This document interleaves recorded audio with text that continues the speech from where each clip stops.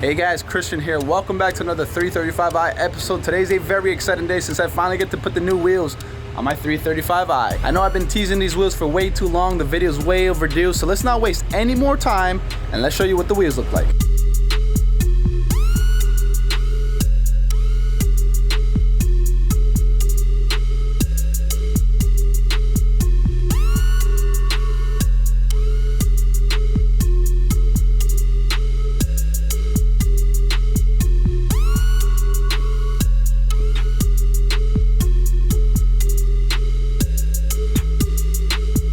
Well, there you have it, guys. These are my brand new wheels. They're from a company called VMR, and if you guys spend any kind of time on BMW forums, I'm sure you guys have heard of them.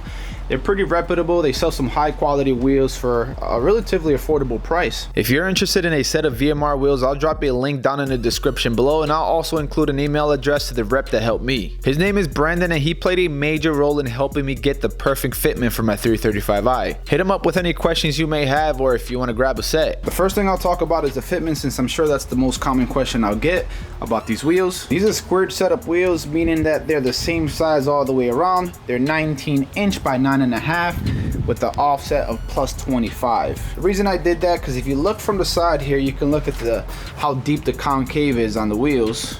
I wanted to get that same look all the way around. I know staggered setups are very popular on BMW, and even the OEM wheels come staggered, meaning they're slightly different offsets in the front than the back. But like I said, I wanted to get the same concave look in the front and in the rear. One main reason people normally go with the square setup is because they want to be able to save money in the long haul, and having a square setup normally allows you to rotate off-road tires so they can last you much longer. But I won't be rotating any tires, since I decided to go with two different sizes. 235/35 for the fronts, which required them to get slightly stretched, and because they are stretched, the rim sticks out just a bit more than the tire. This was necessary in my case to get them to fit properly up front. I went with 265/30 for the rears, and unlike the fronts, didn't require a stretch, therefore the tire sticks out more than the rim. And if you guys are wondering, these are Falken Azenis FK510 Ultra Summer tires. Also know that even though I went one size bigger than my stock 18" wheels, these VMR wheels actually are lighter than them by around 5 pounds each. And that's because these are float form wheels. Unlike traditional one-piece cast wheels, float form wheels are made by applying pressure to the inner barrel while spinning, which compresses and stretches the aluminum, making the wheel lighter and stronger. Essentially, float form wheels share some characteristics with the more expensive forged wheels, but at a fraction of the price. So I really should be installing the wheels right now, but I can't because,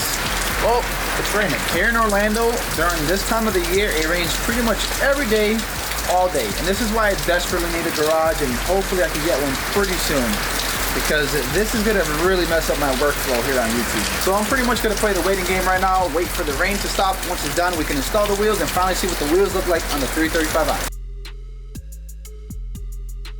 Well, it looks like it stopped raining, but the question is for how long? About to try to rush this process and see if I can make it in time. The problem is, I wouldn't mind getting wet, but I don't know if this camera is weather resistant, and it's a rental until I get my other camera fixed. So yeah, I don't want to take any chances.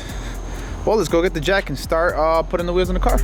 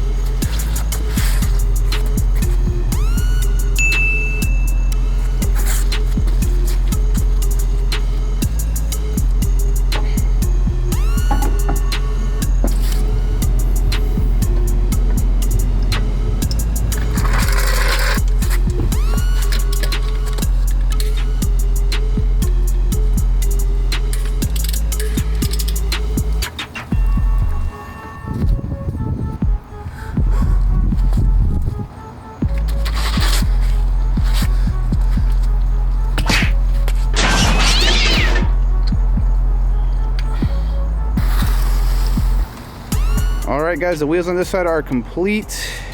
Look at that, I haven't even lowered the coilovers yet. This is just the stock height that they come in, and it's pretty good.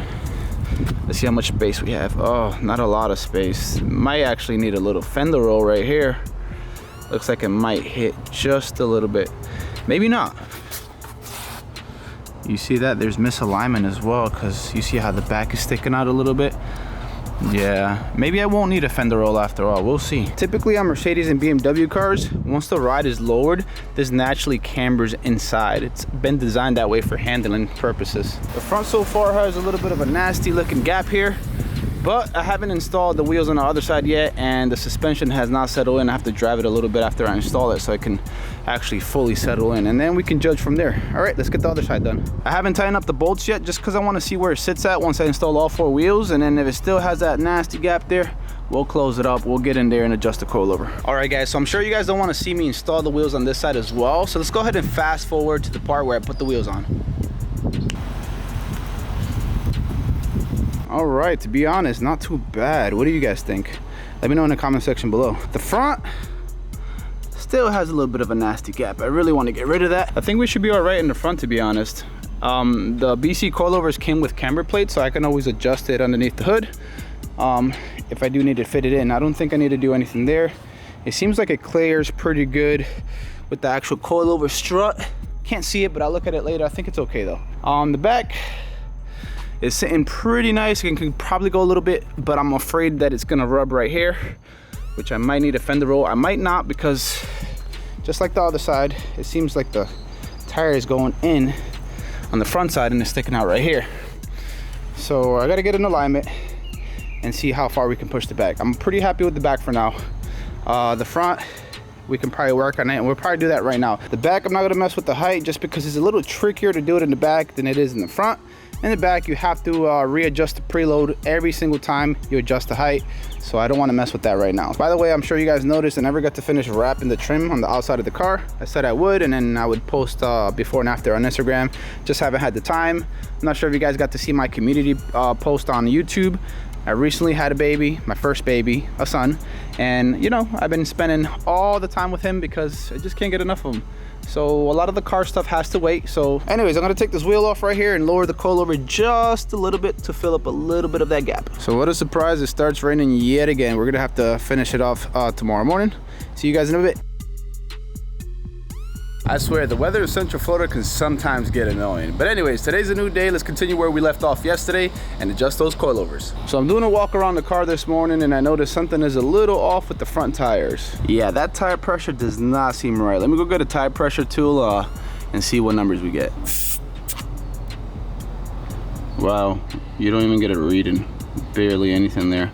Well, that's not good. Let's go ahead and address that right now before we start doing anything. Well, this sure comes in handy. I bought it like 2 years ago and used it maybe once to dust the keyboard on my computer, and I thought I'd never use it again until today. I bought this thing at Walmart for like, I think 50 or 40 bucks, something really cheap, but hey, it's saving my life today. All right, I think we're done here. Let's go ahead and put some air. All right, let's do this. I don't think you guys can see it on camera, but I got 20 PSIs. Wow, this little compressor is absolute shit. Well, back inside we go to recharge the little air compressor. Second time's the charm, right?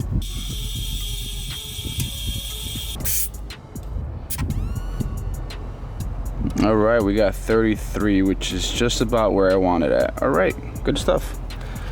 Lifesaver right here. All right, let's look at the car now that the front tire has proper air. Still has that nasty little gap at the top right there that we're about to adjust. Yep, looking good. Just gotta adjust that gap. I'm just gonna lower it just a little bit because I'm not even sure if it's gonna rub or not. So we'll take it easy this time around. All right, so we're gonna use this tool right here so we can get the proper measurement on both sides when we lower the car from the front. And we're also gonna need these BC coilover adjustment tools as well to lower the car. All right, the wheels are off. Let's go ahead and lower it. It's very easy to adjust the height of the coilovers up front. First, I'll measure the gap between the lower top lock and bottom lock with this digital caliper. My goal is to lower the height by 1/4 of an inch. And then all you have to do is loosen the bottom coilover lock and rotate the entire strut from the top lock. Rotating left lowers the coilover and rotating right lifts it. Alright, 0.75 inches perfect. Now to match the same measurement on the other side. Alright, much better. Crazy how that 1/4 inch of a drop did that much of a difference. Looks good now. Alright, here's the other side, matching up very well with the back. I could probably go a little bit lower, but I wanted to leave a little bit of wiggle room for now. Maybe I'll lower it more sometime in the future once I roll the fenders a little bit. But for right now, I'm liking the look. All right, so one last thing to do. I took one bolt from each of the wheels so I can replace them with some locks for the wheels. Yep. All right, guys, so the wheels are finally installed on the 335i, and I absolutely love them. Let me know what you guys think in the comment section below. Also, don't click away just yet. I'm gonna give the car a quick wash, and I'm gonna show you guys some cinematic footages so you can see what the wheels look like from every single angle. Also, if you've missed any of my 335i episodes, I'll link the entire playlist down in the description below.